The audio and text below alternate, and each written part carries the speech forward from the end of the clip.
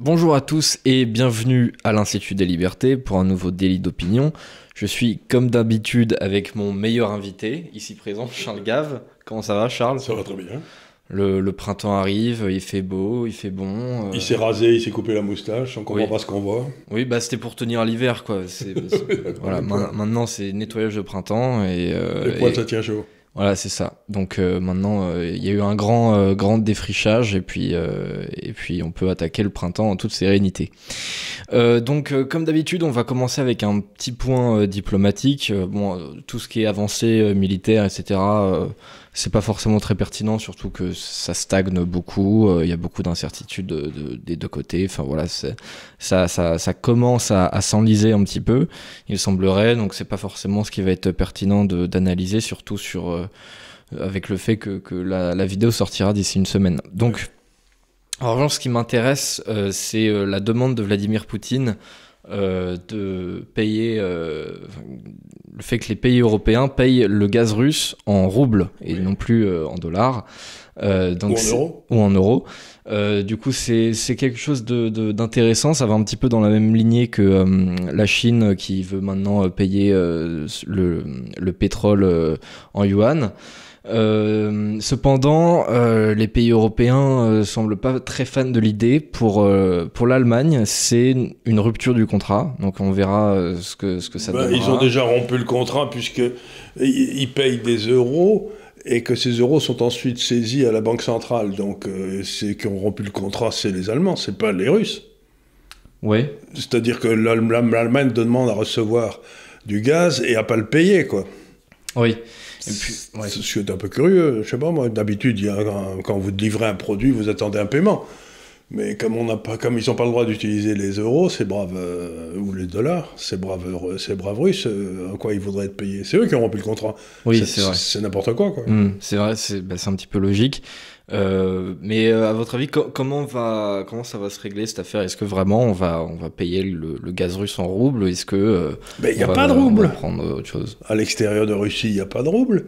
Si vous voulez, ils ont des excédents des comptes courants, donc ça veut dire automatiquement il n'y a pas de roubles à l'extérieur, puisque ils vendent plus qu'ils n'achètent, donc il n'y a pas de roubles. Donc je ne sais pas ce que ça veut dire, mais ça veut dire que il n'y a que deux possibilités, ou bien les Européens vont acheter des roubles, mais je crois que d'après ce que je peux savoir, ça voudrait dire qu'ils paieraient en or. Donc ils achèteraient des roubles avec leurs réserves d'or. Et à ce moment-là, les Russes seraient peut-être pas mécontents de recevoir de l'or. Oui, c'est sûr.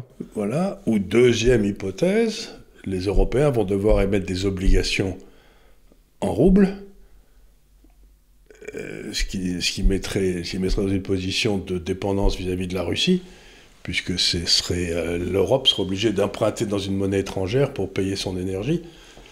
C'est-à-dire que si on leur coupe le rouble, ils ne pourront plus payer leur énergie. Donc, dans les deux cas de figure, c'est une perte totale de face pour l'Europe, quoi. Ouais.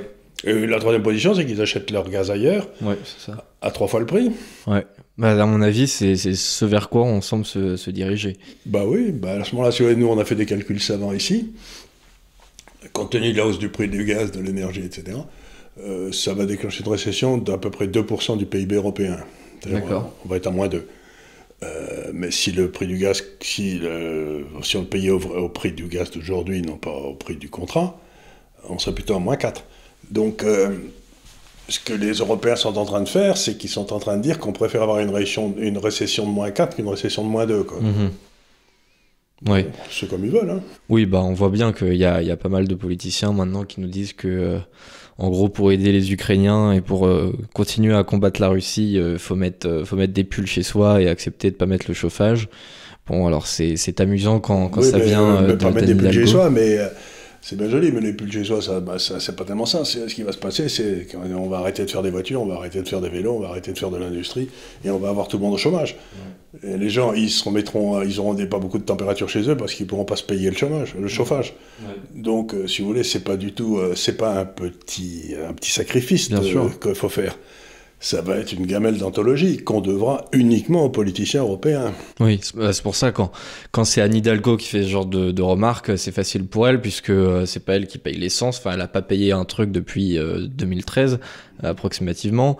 Donc oui, pour elle, ça ne la concerne pas et elle doit penser que c'est juste une histoire de thermostat. On va vivre peut-être 1 ou 2 degrés en dessous et du coup, normalement, on devrait l'accepter, mais effectivement, ça va concerner derrière tellement de choses par rapport au pouvoir d'achat. Pensez à ces pauvres gars des Gilets jaunes qui avaient du mal à rouler en voiture et à acheter leur clope.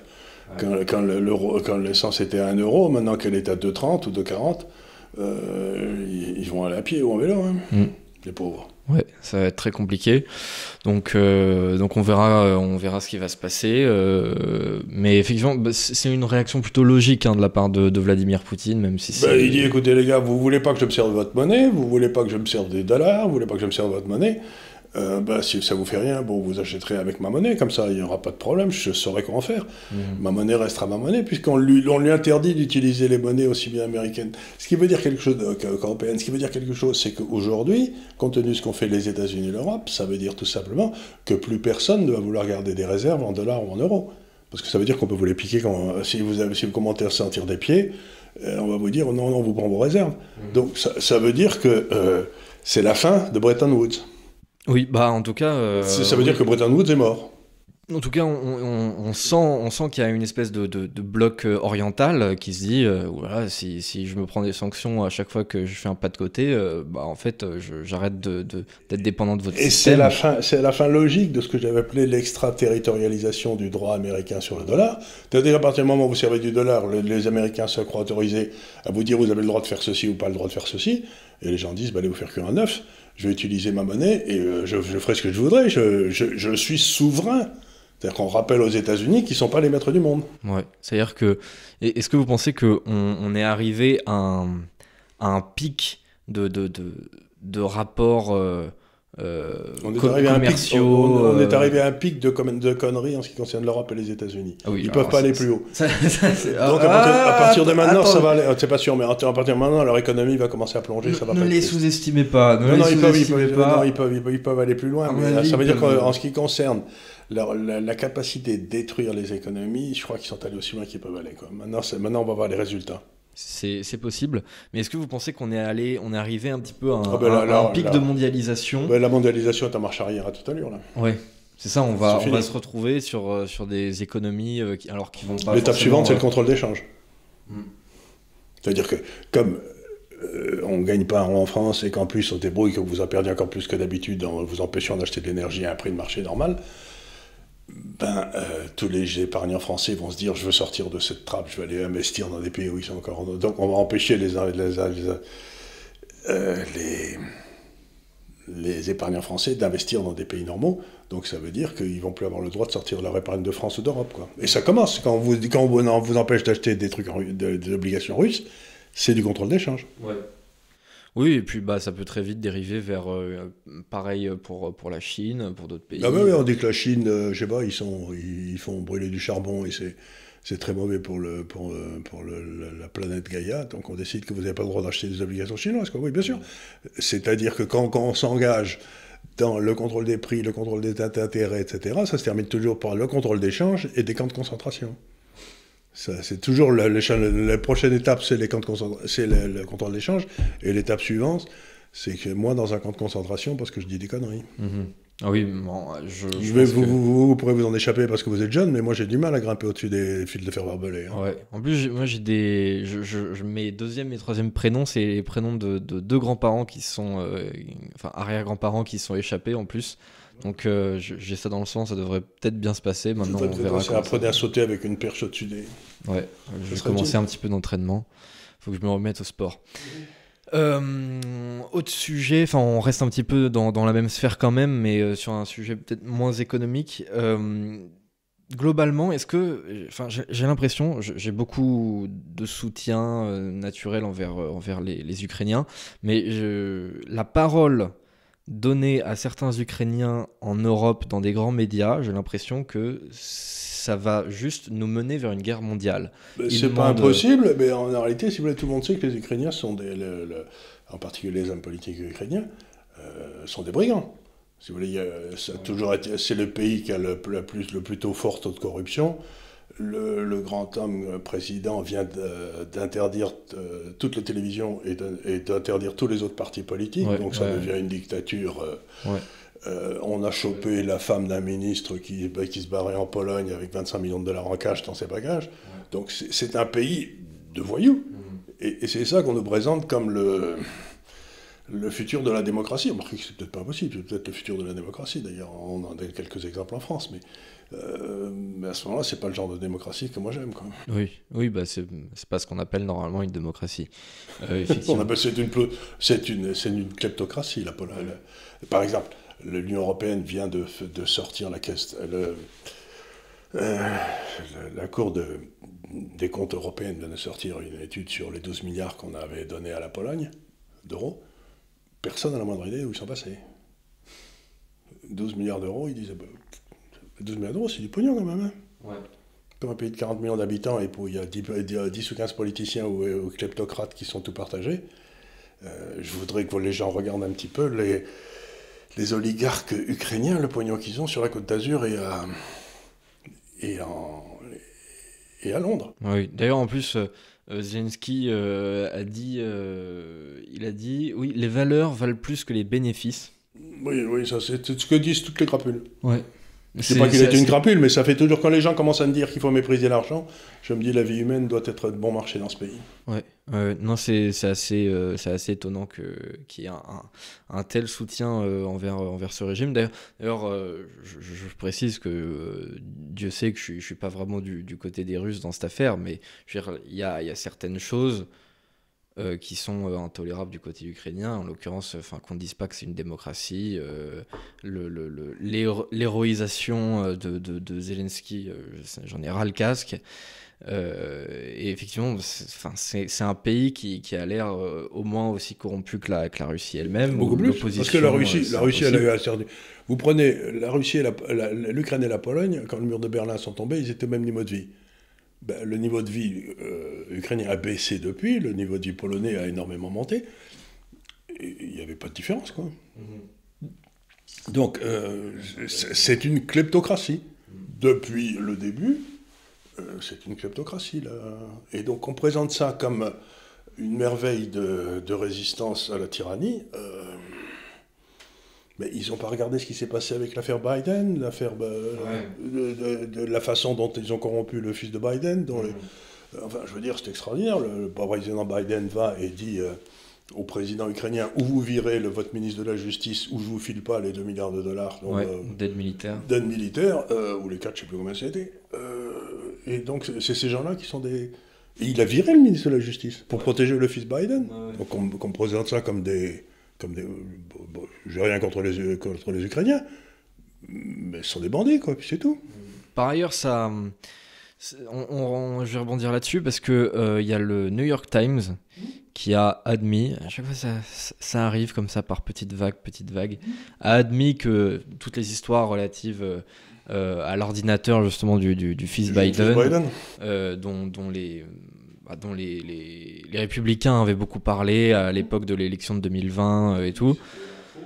Tout le monde disait que c'était, pareil, comme d'habitude, c'est un coup des Russes, de machin, de désinformation, de bidule, pour désinformer les gens et faire élire Donald Trump. Et le New York Times dit, en fait, cette histoire, c'était vrai.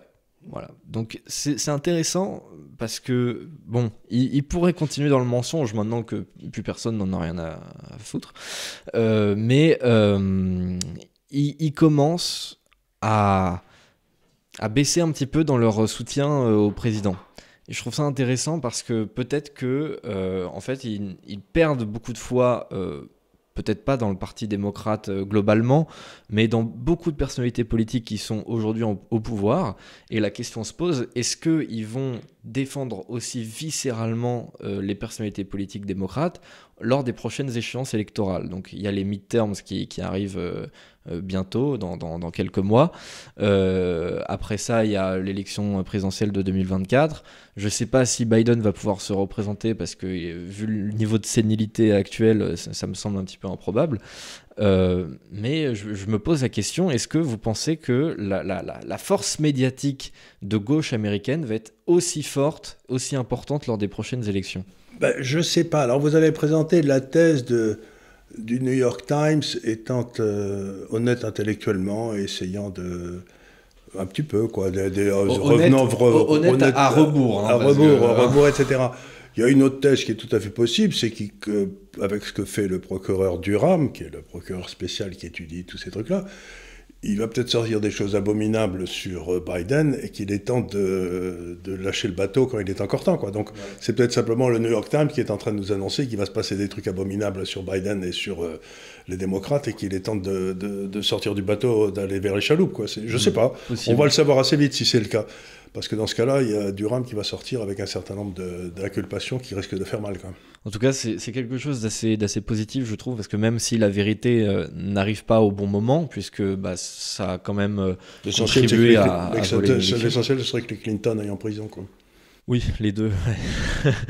Mais je trouve que c'est quand même positif dans le sens où les mensonges d'État comme ça ne demeurent pas forcément éternellement. Non, surtout quand il y a un procureur qui te... voilà, il y a la vérité qui sort un jour, c'est un peu positif, même si c'est le genre de... Alors, cette affaire en particulier n'a pas forcément fait élire Joe Biden, mais il y a quand même...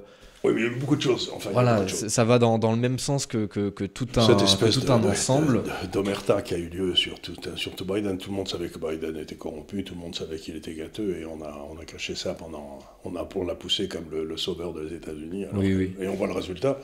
Du coup, le monde est à feu et à sang. Oui. Et je me souviens d'études d'opinion où... c'était peut-être le Pew Research Center, mais je suis pas certain. Enfin bref, c'est un institut tout à fait reconnu aux États-Unis, un institut statistique, qui demandait aux gens s'ils étaient au courant de plusieurs scandales concernant Donald Trump ou Joe Biden, scandales avérés ou non, peu importe. Et à chaque fois, les gens étaient beaucoup plus informés sur tout ce qui pouvait potentiellement toucher Donald Trump. Le fait, voilà, c'est un coup des Russes en 2016, tout ça. Alors que tout ce qui concernait Joe Biden, personne n'était au courant. Et même s'ils étaient au courant, c'était vaguement pas important pour eux parce que c'était un peu obscur et puis c'était un truc de conspi. Donc voilà, on n'y touche pas trop, on sait pas. Et aujourd'hui, enfin, ça sort un petit peu, donc bon, ça fait plaisir, même si c'est vraiment à rebours et que c'est un ensemble qui a peut-être coûté la réélection à Donald Trump. Tout à fait, parce qu'il y a eu 70 000 voix d'écart à l'arrivée, c'était pas beaucoup. Ouais, oui, c'était pas énorme. Sur 5 États. Ouais, sur 5 États, avec 70 000 voix. Pareil, on va voir, je sais pas si ça va sortir, d'ailleurs je sais pas si c'était vrai, mais peut-être qu'on aura aussi d'ici quelques mois ou quelques années des comptes rendus sur les élections dans les États. Parce qu'on sait par exemple, on l'a su 20 ans après, mais que les élections entre Kennedy et Nixon qui s'étaient passées donc en 58 ou 62, je sais plus, 62 je crois. 62 je crois. C'était 62, c'est ça, 62, et qu'elles avaient été volées parce qu'il y avait eu des fraudes massives au Texas et dans l'Illinois, Chicago. Et que c'est ça qui avait emporté l'élection pour Kennedy. En fait, c'était Nixon qui aurait dû être élu. Ouais. Donc, mais on l'a su après 20 ans. Ouais. Donc, les fraudes aux États-Unis, ça arrive, mais on les a pas souvent. Oui, pareil d'ailleurs avec... d'ailleurs, on ne sait toujours pas exactement parce que le gap est vraiment très, très limité. Mais pareil, l'élection de 2000 entre Gore et Bush, on ne sait pas encore aujourd'hui vraiment ce qui était vrai. Ce qui était non, ce qu'il y a, c'est que c'était tellement près avec dans la Floride. Il y avait une différence de 500 voix en Floride. Ça s'est passé de façon légale. C'est la Cour suprême qui a décidé qu'il avait gagné. Puis voilà. Oui, c'est ça. Donc là, peut-être qu'on aura des informations sur la Géorgie. Je ne sais plus quels étaient les États mitigeux. Peut-être Michigan, il y avait Michigan, il y avait l'Illinois, il y avait la Géorgie, il y avait l'Arizona, et la Philadelphie, et la Pennsylvanie. Ouais, ça devait être ça, ouais. Il y avait 5 ou 6 États, ouais. Bref, donc voilà pour les affaires américaines. Et alors, autre scandale pour le coup qui concerne la France, donc dont on parle un petit peu ces dernières semaines, même si ça semble très peu atteindre la popularité du président, c'est le scandale McKinsey.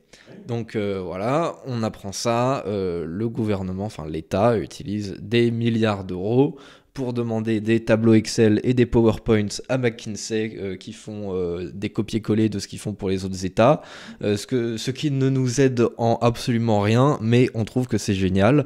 Qu'est-ce que vous en pensez, ça, de cette utilisation massive des cabinets de conseil? Oui, je trouve d'abord que c'est absolument scandaleux, bien entendu, mais j'ai entendu Raoult, Oui. à qui on a posé cette question. Ouais. Il a dit quoi? Eh bien, il a dit quelque chose qui m'a paru plein de bon sens, comme toujours avec cet homme qui est tout à fait remarquable, pour lequel j'ai une admiration qui ne se dément jamais. Et il a dit, écoutez, c'est très gentil, nous on est l'objet sans arrêt de contrôle par les autorités hospitalières, et on a, disait-il, littéralement, que des crétins qui viennent nous voir, qui connaissent rien, qui nous posent des questions imbéciles, qui veulent savoir si on a été gentil avec le personnel, enfin des trucs qui n'ont aucun intérêt. Et on a eu un contrôle qui a été fait par des gars à notre demande de McKinsey et qui a été parfaitement professionnel. D'accord. Et qui ont fait vraiment le boulot et on a vraiment vu ce qui allait pas, etc. Donc ce que disait Raoult, il disait, vous savez, la raison pour laquelle ils font faire les contrôles, etc., les études par McKinsey, c'est que le personnel administratif français est devenu complètement nul. Il reflète l'écroulement de l'éducation en France. Et donc les types, ils sont même pas capables de faire tourner un tableau Excel. Ouais. Et donc, on dit c'est scandaleux, mais c'est peut-être simplement que le personnel administratif français aujourd'hui est tellement incompétent qu'il ne réussit plus à faire les contrôles qu'il était capable de faire autrefois, ce qui expliquerait le drame de la justice, de l'éducation nationale, simplement parce qu'il n'y a plus que des gars mal éduqués qui sont là-dedans. Donc c'est peut-être beaucoup plus grave, c'est pas de la corruption de la part de Macron, c'est que si Macron veut savoir ce qui se passe dans l'administration, il faut peut-être qu'il demande à McKinsey parce que les autres sont incapables de lui dire. C'est beaucoup plus grave que n'importe quoi, ça. Ouais. Oui, non, c'est sûr, c'est très possible, mais j'ai pas l'impression que ça nous aide beaucoup dans la gestion de l'État. Enfin, non, ça prouve simplement on est à force de dire des gars qui sont d'accord avec tout ce que vous dites, qui sont des bénis oui, qui n'ont pas de... voilà, on a une fonction publique qui sert à rien, qui nous coûte très cher et qui sert à rien. D'accord. Donc, si vous êtes le chef de l'État ou le patron d'un grand service, etc., et que vous avez le choix entre ne rien savoir en faisant venir les services de contrôle officiels ou de savoir quelque chose en faisant venir les gars de McKinsey qui connaissent leur boulot, vous faites venir les gars de McKinsey. Quoi. Ouais, mais moi, ça me fait un petit peu penser aux astrologues de cours McKinsey. C'est-à-dire, on leur demande, oui, alors, selon vous, selon vos petits tableaux, qu'est-ce que vous pensez de oui, c'est eux qui ont fait toute la politique aussi, toute la politique du Covid, c'est eux aussi qui ont aidé à élire Macron, etc. Donc il y a des tas de choses qu'on peut dire là-dessus, mais je veux dire, j'ai trouvé la remarque de Raoult tout à fait pertinente en me disant, oui, c'est peut-être que les gars qui sortent de l'ENA, ils ont été formés à la comptabilité publique qui date de Philippe le Bel. Et ils ne savent peut-être pas faire une comptabilité en partie double, quoi. Ils sont peut-être incapables de la lire. Ils sont peut-être complètement incompétents. Ouais. Mais alors, est-ce que la réponse, c'est vraiment faire appel à des cabinets de conseil ou est-ce que c'est reformer une administration? Je ne sais pas quelle est la réponse, mais ça veut dire qu'à ce moment-là, on a un problème qui est beaucoup plus grave. Moi, je pensais, si vous voulez, qu'il y avait des services étatiques qui étaient très compétents. Ça a toujours été mon hypothèse de base. En France, on a toujours pensé que notre fonction publique... Mais maintenant, si nos services étatiques sont devenus complètement incompétents, on a un problème qui est beaucoup plus grave que McKinsey. Ouais. Faut peut-être de faire appel à McKinsey. McKinsey, c'est vraiment le truc qui est vraiment le résultat d'un drame. C'est-à-dire qu'après 30 ans d'écroulement de l'éducation nationale, nos fonctionnaires sont devenus complètement incompétents. Ouais. Faut peut-être juste demander au personnel administratif de faire un stage de 3 à 4 mois au fisc ou à l'URSSAF, et à mon avis, ils ressortiront tout à fait compétents. Peut-être, mais peut-être ils n'ont pas envie, peut-être ils sont contents d'être incompétents. Oui, il y a peut-être un petit peu de ça. Mais je trouve que... Vous ne pouvez pas forcer. Les fonctionnaires qui travaillent, ils travaillent parce qu'ils le veulent. Vous ne pouvez pas forcer un fonctionnaire à travailler, littéralement. Oui. Il y en a plein qui le font par devoir, qui sont des gens de devoir et qui le font bien. Mais ceux-là, ils le font volontairement. Je n'ai pas la moindre doute, par exemple, sur la capacité d'analyse d'un garçon comme Charles Pratt. Mais il le fait parce que c'est oui, il aime ça. Et parce que c'est son devoir, parce qu'il sait qu'il doit le faire. Ouais. Mais j'ai l'impression que ça rajoute encore des intermédiaires et des intermédiaires et des intermédiaires. Alors cette fois-ci, c'est plus du public, c'est plus du public, il y a eu 1 milliard de facturation et ils ne payent pas d'impôts en France. Alors ouais, ça, c'est admirable, en plus de ça, oui. Et d'ailleurs, Bruno Le Maire a dit seulement hier qu'il était au courant qu'il ne payait pas d'impôts en France. Donc, il a été mis au courant hier ? Oui. Oui, il est bien informé, ce gars-là, c'est remarquable. Ouais, hein, il connaît tout, hein, il connaît bien ses dossiers. C'est celui qui voulait ruiner la Russie, oui. Bref, sujet suivant et dernier sujet de la semaine. J'ai appris hier matin, au moment où on tourne, que TF1 n'allait pas faire de soirée électorale le soir du premier tour, mais qu'ils allaient diffuser Les Visiteurs. Donc c'est une première dans l'histoire de TF1, parce que d'habitude, quelle que soit l'élection, même les européennes, les régionales, les municipales, toutes les chaînes TF1, France 2, BFM, tout ça, on fait des éditions spéciales jusqu'à 1h du matin pour parler. Oui, alors machin, tel il a fait 25%. Et on fait venir tous les gars qui expliquent tout ce qu'ils ont gagné d'ailleurs. J'ai toujours remarqué ça. Ils ont tous gagné. Ils ont tous gagné. Il n'y a aucun qui a perdu. Donc c'est fantastique. Il n'y a aucun qui a perdu. Mais là, on a quelque part déjà prévu que ce n'était pas un moment politique, alors que c'est l'élection présidentielle qui est censée être normalement la plus importante. On n'a pas encore les résultats, mais je veux dire, j'ai l'impression que TF1 a déjà dit bon bah voilà, Macron a gagné, et ce soir du coup, c'est Les Visiteurs. Voilà. Bah oui, ça correspond à ce mouvement que je dénonce depuis très longtemps, d'essayer de dégoûter les Français de la politique en leur disant « mais surtout ne vous en occupez pas, il y a des gars qu'on a formés dans une école spéciale qui ont des résultats remarquables et qui nous gèrent depuis 40 ans, donc continuez à les laisser faire et comme ça tout ira bien ». C'est vraiment dans la série, si vous voulez, Dormez bien braves gens, quoi. Complètement. On dépolitise la politique, on dépolitise le peuple. On leur dit vous inquiétez pas, toutes ces histoires de présence de la République, etc., ça vous concerne pas. Ça vous concerne pas. C'est pas une question d'opinion publique. De toute façon, on a des questions très techniques. Vous connaissez pas les dossiers. Donc, on a un tel qui sont au sommet de l'État. Ils ont fait une école tout à fait adéquate pour faire ce qu'ils font. Donc, dormez braves gens. Il ne se passe rien. Laissez faire les grandes personnes. Et vous inquiétez pas, tout va bien se passer. Oui, c'est ça. C'est-à-dire qu'encore une fois, c'est le contraire de ce que demande le peuple, qui ne demande par exemple, qu'à s'intéresser, qu'à voter, Je vous en donne un exemple, moi, qui me paraît tout à fait stupéfiant. Hein. On a fait quelques émissions de télévision ensemble. Hein. J'ai été interviewé par Berkoff sur Sud Radio, j'ai été interviewé sur Télé Liberté, là, et puis j'en ai eu 1 ou 2 ailleurs. Je suis à 3 millions de vues en 15 jours. Ouais. Mais c'est complètement anormal. Que les gens se rendent bien compte qu'un gars comme moi, qui dans le fond est là dans son petit coin tranquille, réfléchit pas plus mal qu'un autre, prend les informations où il peut, et ensuite essaye de parler aux gens, que je fasse 3 millions de vues, ça veut dire qu'il y a un rejet total de la part de la population de l'information officielle. Mmh. Et ce que fait TF1, c'est dire, comme tout le monde nous rejette, on va mettre Les Visiteurs. Comme ça, on fera de l'audimat. Mais cela dit, finalement, c'est peut-être pas plus mal. Non, mais c'est-à-dire que toute cette groupe qui est l'État et les médias et les GAFA, tout ce groupe, a décidé que la population n'avait pas besoin d'être informée. Oui. Et que l'élection, dans le fond, ça servait à rien. Ouais. Et ils vont dans le même sens.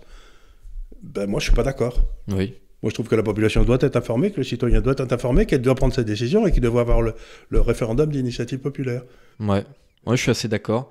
Mais après, justement, si on réfléchit jusqu'au bout, je viens de me faire la réflexion, on se dit, finalement, que TF1 mette Les Visiteurs, que personne va les regarder, que BFM fasse ce qu'ils veulent et qu'ils mettent, pareil, un film d'action ou je sais pas quoi. Et puis, peut-être que les gens, justement, iront s'informer ailleurs et iront regarder vos vidéos, finalement. Mais c'est exactement ce que j'espère, et c'est ce qui se passe.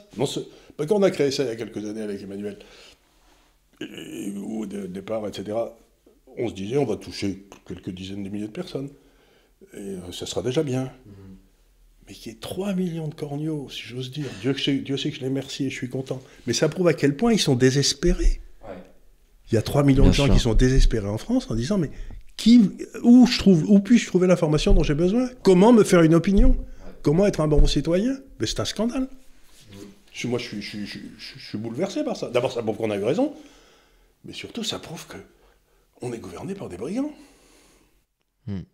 Mais alors, il y a certaines personnes qui essayent quand même de faire un petit peu ce qu'ils peuvent, même à la télévision, même si c'est pas forcément facile. D'ailleurs, vous avez été invité il y a quelques jours chez Rioufol, dans l'émission de CNews. Voilà, il est très bien. Donc vous avez mis tout le plateau absolument en chaos. Vous les avez traumatisés, ces pauvres gens. Ils n'étaient pas habitués à ça. Donc... Mais je leur ai dit ce qui se passait. C'était quand même stupéfiant. Oui, bah ils étaient stupéfaits, oui, en effet. C'est sûr. Ouais. J'aurais dit, bah oui, quand on va se... Mais donc, l'information, c'est dans le fond accepter d'être mis en risque. C'est-à-dire, vous croyez quelque chose, je sais pas, que l'Ukraine, il n'y a que tous les gens qui sont en Ukraine, c'est des braves gens. Bon, c'est pas vrai, tous ceux qui sont au pouvoir, ça a été que des brigands depuis 40 ans, donc tout va bien. Donc on arrive et on vous explique que l'Ukraine c'est un pays de brigands, donc ça vous choque parce qu'on vous a raconté le contraire depuis. Donc pour accepter une information libre, il faut accepter de recevoir des grands coups dans la gueule qui vous font changer d'avis, quoi. Oui.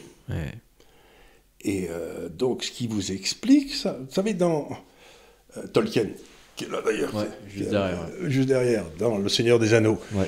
Il y a le roi des... je sais plus quoi, le roi des cavaliers, là, je sais plus comment il s'appelle. Les cavaliers du Rohan. Et voilà, les cavaliers du Rohan, qui est tombé sous la coupe d'une espèce d'individu désagréable qui s'appelle Wormser, le ver. Ouais. Wormser, c'est le gros ver. Et qui explique au roi qu'il est vieux, qu'il est fatigué, qu'il faut qu'il se repose, surtout qu'il n'aille pas se battre, etc. Oui. Et le roi... Et puis il y a Gandalf qui arrive et qui met 2 claques au Wormser, etc. Et le roi se réveille, se met à cheval. Ils partent se battre contre les forces du mal, ils en remportent une grande victoire, ils meurent pendant cette campagne, mais honorablement. Il meurt pas celle-là, il meurt plus tard, quand il faut aller défendre le Gondor. Le Gondor, c'est ça. Oui, bon, enfin, il meurt, mais enfin, il meurt après s'être battu sur son cheval, comme un homme d'honneur et tout. Et je me suis toujours dit que, dans le fond, TF1, Macron, c'était les Wormser. Ils disent au peuple, reste tranquille, reste tranquille, reste là, ne bouge pas, meurs paisiblement. Tu sais, si tu sors, il va t'arriver. Mais c'est pas ça.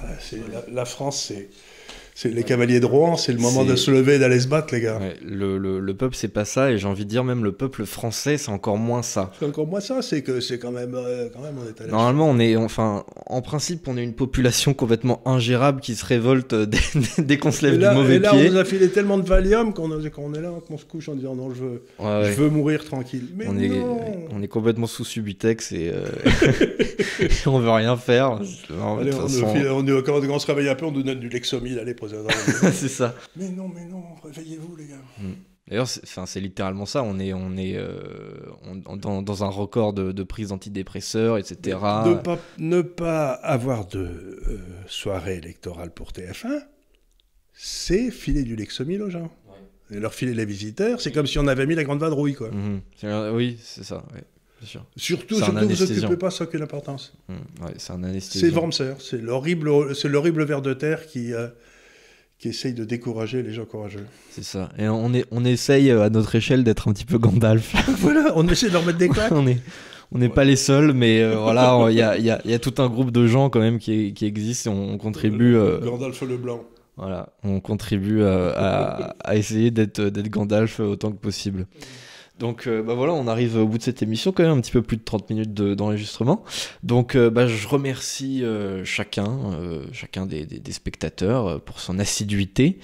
Merci d'avoir regardé la vidéo dans son intégralité. Comme d'habitude, n'oubliez pas de nous rejoindre sur nos réseaux sociaux, donc notre Instagram, l'Institut des Libertés, mettre des pouces plutôt vers le haut d'ailleurs, vaut mieux. Alors, je me demande, je sais plus si YouTube a pas supprimé les pouces vers le bas, enfin je sais plus. Ça m'étonnerait pas, parce qu'il peut y avoir que des bonnes notes. Oui. Dans la société dans laquelle on vit, il peut y avoir que des bonnes notes. Oui, parce qu'il y avait plein de trucs, il y avait par exemple des publicités super progressistes et tout, contre les hommes, contre les blancs, contre nanana, et à chaque fois ça faisait toujours beaucoup plus de pouces vers le bas que vers le haut, du coup peut-être c'est pas bon quoi pour la forme de l'idéologie.